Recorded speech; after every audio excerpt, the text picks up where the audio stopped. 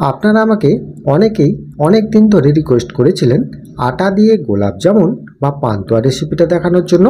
তাই আজকে আমি আপনাদেরকে কোনো ছানা সুজি নয়, শুধুমাত্র আটা দিয়ে কিভাবে পারফেক্টভাবে গোলাপ জামুন বা পান্তুয়াটা বানাতে হয় সম্পূর্ণই আজকের ভিডিওতে দেখিয়ে দেব। তার সাথে দেখবেন এর মধ্যে দু একটা সিক্রেট উপকরণ সেটাও দেখিয়ে দেব, যেটা দিলে কিন্তু গোলাপ জামুনটা একদম ছানার গোলাপ জামুনের মতো হয়ে যায়।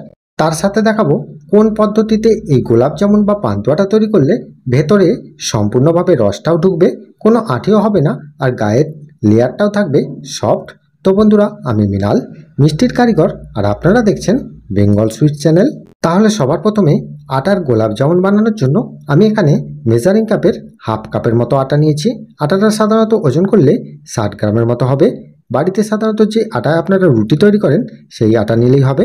আটাটা একবার ভালো করে চেলে নেবে। এখানে হাফ কাপ আটার জন্য নিয়ে নিতে হবে 1 কাপের মতো গুঁড়ো দুধ। এই গুঁড়ো দুধটা ওজন করলে সাধারণত 125 গ্রামের মতো হবে। আমি এখানে আমুল দুধ ব্যবহার করেছি, আপনারা চাইলে এখানে যে কোনো ব্র্যান্ডের গুঁড়ো দুধ ব্যবহার করতে পারেন। এরপরে আমি এখানে দিয়ে দিচ্ছি হাফ চা চামচের মতো বেকিং পাউডার। এখানে আপনারা অনেকেই ভুল করেন, বেকিং পাউডারের পরিবর্তে বেকিং সোডাটা দিয়ে দেন, কিন্তু বেকিং সোডাটা যদি এতটা বেশি পরিমাণে দেওয়া হয় তাহলে কিন্তু এই গোলাপ জামুনের গাগুলো খুব তাড়াতাড়ি ফেটে যাবে, আর ভেতরে দেখবেন রসটাও ঢুকবে না। সেজন্য আপনারা এখানে অবশ্যই বেকিং পাউডারটা ইউজ করবেন। তারপরে এখানে বেকিং সোডাটাও দিতে হবে, সেটার পরিমাণটা আমি দেখিয়ে দিচ্ছি। এখানে 2 চিমটির মতো বেকিং সোডাটা দেবেন, এর থেকে বেশি কিন্তু দেবেন না, কারণ বেকিং সোডাটা সাধারণত দেওয়া হচ্ছে ভেতরের অংশটাকে সফট করার জন্য। এবারে দেখুন এখানে একটা সিক্রেট উপকরণ আছে, সেটা হচ্ছে অ্যারারুট অথবা কর্নফ্লাওয়ার। সেটা আমি দিয়ে দিচ্ছি হাফ চা চামচের মতো। আর এখানে ফ্লেভারের জন্য দিয়ে দিতে হবে অল্প করে একটু ছোটো এলাচ বা জায়ফলের গুঁড়ো। এবারে এই সমস্ত শুকনো উপকরণগুলোকে খুব ভালো করে একবার হাতের সাহায্যে মিশিয়ে নিতে হবে। এবার মেশানো হয়ে গেলে এতে দিয়ে দিচ্ছি 1 টেবিল চামচের মতো একটু উষ্ণ গরম করা গাওয়া ঘি। আপনারা চাইলে এখানে গাওয়া ঘিয়ের পরিবর্তে সাদা তেল দিয়েও করতে পারেন। এগুলোকে আরও একবার ভালো করে হাতের সাহায্যে মিশিয়ে নিতে হবে। এই যে মিশিয়ে যে প্রিমিক্সটা তৈরি হয়ে গেল, এটা কিন্তু আপনারা বাড়িতে কোনো এয়ারটাইট কন্টেনারে ভরে সংরক্ষণ করেও রেখে দিতে পারেন 1 মাসের মতো। এটা যখন ইচ্ছা যাবে আপনারা বার করে অল্প অল্প করে গোলাপ জামুন তৈরি করে খেতে পারবেন। এরপর আমি এখানে নিয়ে নিচ্ছি হাফ কাপের মতো লিকুইড দুধ। এই লিকুইড দুধটাকে আমি একটু ভালো করে হালকা গরম করে নিয়েছি। এবারে অল্প অল্প করে দেব, আর এটাকে আমি খুব সুন্দরভাবে মেখে নেব। তবে এখানে একটা কথা বলে রাখি, আপনারা চাইলে এই প্রিমিক্সটাকে ফ্রিজেও রাখতে পারেন অথবা রুম টেম্পারেচারেও রাখতে পারেন। তবে ফ্রিজ থেকে যদি বার করেন তাহলে কিন্তু রুম টেম্পারেচারে এনে তারপরে এটাকে মাখতে হবে, আর ফ্রিজ থেকে বার করলে দুধটাকে একটু গরম করে তারপরে মাখবেন। এরপর আমি এখানে দেখুন আমি হাফ কাপ দুধটা পুরোটাই দিয়ে দিয়েছি। আর পুরোটা দিয়ে দেওয়ার পর আপনারা নিশ্চয়ই দেখেই বুঝতে পারছেন যে এই ডোটা সাধারণত একটু নরম করে হয়েছে। এটা দেখে আপনাদের ভয় হতে পারে যেটা খুব নরম হয়ে গেছে, তবে এটা খুব নরম নয়। সাধারণত এটাকে একটু নরম করেই মেখে নিতে হয়। এটা সাধারণত রেস্টে রাখার পর দেখবেন অনেকটাই শক্ত হয়ে যাচ্ছে, আর যদি খুব শক্ত করে মেখে নেন তাহলে কিন্তু এটা পাকানোর সময় দেখবেন ফেটে যাচ্ছে। সেজন্য এই স্ট্রাকচারেই আপনাদেরকে মেখে নিতে হবে। আশা করি এই স্ট্রাকচারটা বুঝতে আপনাদের নিশ্চয়ই কোনো অসুবিধা হয়নি। সাধারণত এইভাবে মেখে নিয়ে এটাকে রেখে দিতে হবে 5 থেকে 10 মিনিটের মতো রেস্টে। আর 5 থেকে 10 মিনিট রেস্টে রেখে দিলেই দেখতে পাবেন এটা খুব সুন্দরভাবে রেডি হয়ে গেছে। এরপরে এটা যতক্ষণ রেডি হচ্ছে ততক্ষণ আমি এখানে চিনির রসটা তৈরি করে নিচ্ছি। তার জন্য আমি একটা কড়াতে দিয়ে দিচ্ছি 1.5 কাপের মতো চিনি আর 1.5 কাপের মতো জল। সাধারণত হাফ কাপ আটার জন্য এখানে 1.5 কাপ চিনি ব্যবহার করা হয়। সাধারণত রসটাকে একটু পাতলা করেই করে নিতে হবে। আর এখানে 2টো ছোটো এলাচের মুখটা ফাটিয়ে ফ্লেভারের জন্য দিয়ে দিলাম। এবারে চিনি আর জলটাকে ভালো করে ফুটিয়ে রস তৈরি করে নিতে হবে। আর রসটা সাধারণত একটু পাতলা করেই করতে হবে। রসটা তৈরি হয়ে যাওয়ার পর আমি একটা জায়গার মধ্যে নিয়ে নিচ্ছি, আর এটাকে আমি ঢাকা দিয়ে রেখে দেবো। আর এটা কতটা গরম বা ঠান্ডা রাখতে হবে সেটা আমি দেখিয়ে দিচ্ছি। তার আগে দেখুন এখানে আমার 10 মিনিট হয়ে যাওয়ার পর এই যে প্রিমিক্সটা আমি রেডি করে রেখেছি, এটা দেখুন হাতে করে নিয়ে আমি যখন দেখছি কত সুন্দর একটা সফট এবং শক্ত হয়ে গেছে। এবারে দেখুন এটাকে পাকানোর জন্য আমি একটা থালা নিয়ে নিয়েছি, তাতে আমি অল্প করে একটু সাদা তেল মাখিয়ে দিয়েছি, আর হাতেও একটু ভালো করে তেলটা মেখে নিয়েছি, কারণ এটা পাকানোর সময় যেহেতু হাতে জড়িয়ে যেতে পারে সেজন্য তেলটা অবশ্যই মেখে নিতে হবে। তারপরে আমি দেখুন এখানে একটা চামচে করে অল্প অল্প করে এখান থেকে আমি এই ডোটা নেব, আর এটা সুন্দরভাবে পাকিয়ে নেব। চামচে করে নিলে কি হয়, এর শেপটা একই রকম আসে। এবারে দেখুন এটাকে খুব ভালো করে একটু পাকিয়ে নিতে হবে, কারণ দেখুন এটা যদি ভালো করে না পাকানো হয় তাহলে কিন্তু এর গায়ে ফাটা দাগ রয়ে গেলে এটা কিন্তু তেলে ভাজার সময় দেখবেন ফেটে যেতে পারে। তার জন্য এই দিকটা অবশ্যই আপনারা খেয়াল রাখবেন, এর গায়ে কোথাও যেন কোনো ফাটা বা কাটা দাগ না থাকে। এখানে আমি আরও একটা পাকিয়ে দেখিয়ে দিচ্ছি। তো এখানে আমি আরেকটা কথা বলে রাখি, আপনারা চাইলে এই শেপটা ছোট বা বড় সাইজের করে নিতে পারেন। আমি এখানে একটু মিডিয়াম সাইজের করে দেখিয়ে দিচ্ছি। তবে এখানে আপনারা চাইলে গোল শেপের পরিবর্তে একটু লম্বা ডিজাইনেরও করে নিতে পারেন। সাধারণত মিষ্টির দোকানের মতো দেখানোর জন্য এখানে আমি একটু গোল সাইজের করে নিচ্ছি। এই সবগুলো বল পাকানো হয়ে যাওয়ার পর দ্বিতীয়বারও কিন্তু আরও একবার ভালো করে পাকিয়ে নেবেন, নাহলে দেখবেন এর তলার দিকটা একটু চ্যাপ্টা রয়ে যায়। সেজন্য দ্বিতীয়বার পাকিয়ে নেওয়ার পর এগুলোকে ভেজে নিতে হবে।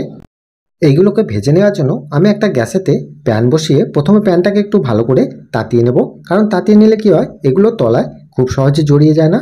এরপর আমি এখানে সাদা তেল দিয়ে দিয়েছি। আমি এখানে একটু ডুবু তেলে ভেজে নেব। পর্যাপ্ত পরিমাণে তেল দিয়ে দিয়েছি যাতে এগুলো একসাথে ভেজে নিতে পারি। আপনারা চাইলে এখানে অল্প অল্প করে 2-3 বার ধরেও ভাজতে পারেন। এবারে দেখুন তেলের টেম্পারেচারটা কীরকম থাকবে। আমি একটা ছেড়ে যখন দেখলাম যে তেল থেকে কোনো রকম বেশি পরিমাণে অ্যাক্টিভিটি দেখা যাচ্ছে না, একটু হালকা টাইপের একটু বুদবুদ করে উঠছে, তখনই বুঝতে পারলাম যে এখানে তেলের টেম্পারেচারটা পারফেক্ট আছে আর গ্যাসের টেম্পারেচারটা এখানে লো থাকবে। এবারে আস্তে আস্তে এগুলো ছেড়ে দেওয়ার পর এই প্যানটাকে ধরে একটু ভালো করে ঝাঁকিয়ে দেবেন। আর আস্তে আস্তে যখন দেখবেন এটা ওপর দিকে ভেসে উঠছে, তখন একটা চামচে করে এইভাবে একটু নাচিয়ে দিলে তাহলে দেখবেন এটা সম্পূর্ণভাবে ওপর দিকে ভেসে উঠছে। আর এটাকে ভেসে ওঠার পর অবশ্যই আপনাদেরকে গ্যাসের ফ্লেমটা একদম কমিয়ে দিয়ে আস্তে আস্তে এটাকে ভেজে নিতে হবে। আর ভাজতে ভাজতেই বুঝতে পারবেন যে এটা খুব সুন্দরভাবে আস্তে আস্তে কালার আসতে শুরু করেছে। আর যখন দেখবেন এরকম একটু হালকা কালার এসেছে আর গাটাও টেনে গেছে, তখনই কিন্তু আপনারা অবশ্যই এখানে গ্যাসের ফ্লেমটিকে অফ করে রাখবেন।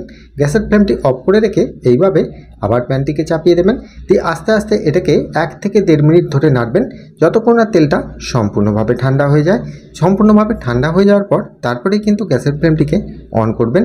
তার আগে কখনোই গ্যাসের ফ্লেম অন করবেন না, কারণ এটা সাধারণত মিষ্টির দোকানের পদ্ধতিতে দম দেওয়া হচ্ছে। কারণ দম দেওয়া হলে সাধারণত দেখবেন ভেতরে আঁটিটা সহজে হবে না। এরপরে গ্যাসটা অন করে দেওয়ার পর গ্যাসের ফ্লেম একদম লো রেখে আস্তে আস্তে এটা অনবরত নেড়ে নেড়ে ভেজে নিতে হবে। আর এখানে রসটা দেখুন সাধারণত এখানে মিডিয়াম গরম থাকবে, খুব গরমও নয় আর খুব ঠান্ডাও নয়, এরকম গরমের মধ্যেই কিন্তু দিতে হবে। আর এখানে অনবরত নাড়তে হবে, নাহলে দেখবেন একদিকটা লাল আর একদিকটা সাদা হয়ে যাচ্ছে। সেক্ষেত্রে আপনাদের গোলাপজামুনটা দেখবেন একদিকটায় চুপসে যেতে পারে। সেজন্য পারফেক্টভাবে এইভাবে ভেজে নেওয়ার পর এগুলোকে সাধারণত একটু গোল্ডেন ব্রাউন কালার করে ভেজে নেবেন। আর আপনারা যদি একটু কড়া ভাজা খেতে চান সেক্ষেত্রেও আপনারা করে নিতে পারেন। এখানে দেখুন একটা রসের মধ্যে দিয়ে চেক করে দেখে নিতে হবে যে মিষ্টিটা কোনো রকমভাবে চুপসে যাচ্ছে কিনা। যদি দেখেন যে চুপসে যাচ্ছে বা ডুবছে না রসের মধ্যে, তাহলে কিন্তু আরেকটু কড়া করে ভেজে নিলেই কিন্তু এটা সমস্যাটার সমাধান হয়ে যাবে। এখানে দেখুন আমি একটা ছেড়ে যখন দেখলাম যে পারফেক্টভাবে এটা একদম ডুবে যাচ্ছে রসের মধ্যে, তখনই কিন্তু আমি এগুলোকে তেল থেকে ছেঁকে ছেঁকে নিয়ে রসের মধ্যে দিয়ে দিলাম। আর তেল থেকে যখন ছাঁকবেন তখন একটু গ্যাসের ফ্লেমটিকে বাড়িয়ে তারপরে কিন্তু এটাকে ছেঁকে নেবেন। তারপর রসে দেওয়ার পর এটাকে সাধারণত রেখে দেবেন 2 মিনিটের মতো। 2 মিনিটের মতো রসে দিয়ে রাখার পর আপনারা এখান থেকে নিয়ে একটা চেক করে দেখবেন যে এর মধ্যে সম্পূর্ণভাবে রসটা ঢুকেছে কিনা। যদি মনে হয় যে একটু শক্ত লাগছে তাহলে কিন্তু এটাকে একবার ফুটিয়ে নিতে হবে। যদি দেখেন যে একটু নরম হয়ে গেছে তাহলে আর ফোটানোর কোনো দরকার নেই, এটা সাধারণত একটু ফুটিয়ে নিতে হয়। তার জন্য দেখুন আমি এখানে এটাকে গ্যাসটাকে অন করে দিয়ে গ্যাসের ফ্লেমটিকে একদম লো টু মিডিয়ামভাবে রেখে আস্তে আস্তে এটাকে আমি একটু ফুটিয়ে নেব। প্রথমে একটু ফুটিয়ে নেওয়ার পর চেক করে দেখব, যদি দেখি যে ফোটানোর পর এটা নরম হয়ে যাচ্ছে তাহলে আর কোনো চিন্তা নেই, আর এখানে কিছু করার দরকার নেই। যদি দেখি যে এখনও একটু শক্ত আছে সেজন্য আমি এখানে 1/2 কাপের মতো জল এতে দিয়ে এটাকে আমি সাধারণত 5 মিনিটের মতো লো ফ্লেমে এটাকে ঢাকা দিয়ে ফুটিয়ে নেব। তবে 5 মিনিট ফোটানোর সময় অবশ্যই আপনারা একবার দুবার চেক করে দেখে নেবেন। এবারে দেখুন 5 মিনিট ফোটানোর পর আমি এখানে একটা চেক করে দেখছি একদম পারফেক্টভাবে কিন্তু এটা নরম হয়ে গেছে আর সহজে এটা ভেঙেও যাচ্ছে। তার মানে এর থেকে বেশি ফোটালে কিন্তু এটা একদম নরম হয়ে যাবে, এর থেকে বেশি ফোটালে ফেটে যেতে পারে। সেজন্য এইরকমভাবে যখন নরম হয়ে যাবে হাতে নিয়ে বুঝতে পারবেন, তখনই কিন্তু এটাকে ঢাকা দিয়ে একদম ঠান্ডা করে নেবেন। যদি আপনারা গরম গরম খেতে চান সেক্ষেত্রেও আপনারা খেতে পারেন। এবারে দেখুন সম্পূর্ণ ঠান্ডা হয়ে যাওয়ার পর এর ভেতরে কতটা সুন্দরভাবে রসটা ঢুকেছে সেটা একবার টিপলেই বোঝা যাচ্ছে। একদম সুন্দরভাবে গড় গড় করে রসটা বেরিয়ে বেরিয়ে আসছে, খুব সুন্দরভাবে কিন্তু নরম হয়েছে। ভেতরের লেয়ারটাও যেমন সফট আছে আর ওপরের লেয়ারটাও কিন্তু নরম আছে। সেজন্য দেখুন আমি এখানে একটা কেটে আপনাদেরকে দেখিয়ে দিই। ওপরের লেয়ারটা দেখার পর ভেতরের লেয়ারটা কীরকম আছে সেটা একবার দেখিয়ে দিই। ভেতরে কোনো আঁটি হয়েছে কিনা সেটা একবার আপনারা দেখে নিন। এখানে আমি একটা কেটে আপনাদেরকে দেখিয়ে দিচ্ছি ভেতরটা কত সুন্দর সফট আছে, নিশ্চয়ই আপনারা দেখেই বুঝতে পারছেন। আমি যখন টিপছি দেখুন ভেতর থেকে রসটাও বেরিয়ে আসছে আর একদম পারফেক্টভাবে রসটা ভেতরে 100% ঢুকে গেছে। এইভাবে যদি আপনারা তৈরি করেন তাহলে আপনাদের এই কালোজাম বা এই গোলাপজামটা তৈরি করতে কোনো অসুবিধা হবে না। আশা করি আজকের ভিডিওটা আপনাদের নিশ্চয়ই ভালো লেগেছে। যদি ভালো লাগে প্রত্যেকবারের মতো আমাকে কমেন্টে জানাতে অবশ্যই ভুলবেন না। ভালো থাকবেন, সুস্থ থাকবেন। নমস্কার।